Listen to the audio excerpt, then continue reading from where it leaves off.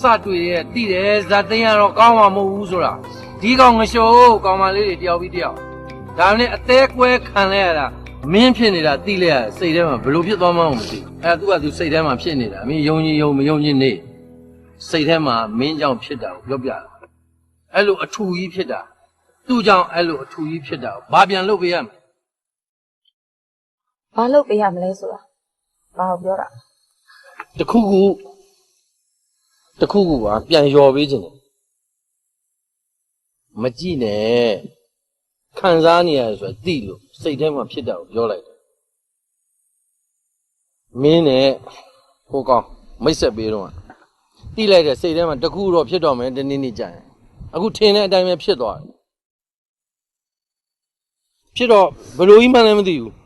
အဲ့ဒီဘလို့ကြီးမှမသိဘူးဆိုတာဘလို့ပြောမှမသိတယ်တခုရိုးတော့မဟုတ်ဘူးဤသွားတယ်စိတ်မကောင်းဘူးဆိုတာထက်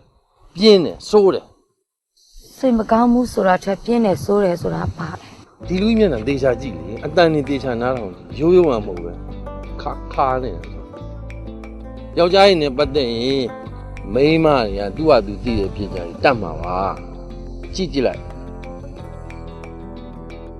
လက်ခံမယ်ဆို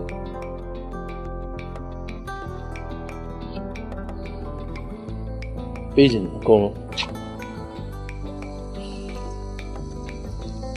ခါ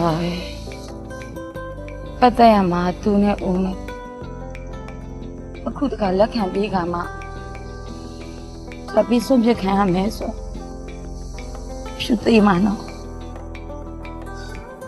အချစ်ကိုကိုးကွယ်မှန်းသိနေတာပဲမတတ်ရဲပါဘူးဒီစကားတွေအဲ့လိုအဆုံးကြီးတွေပြောခြင်း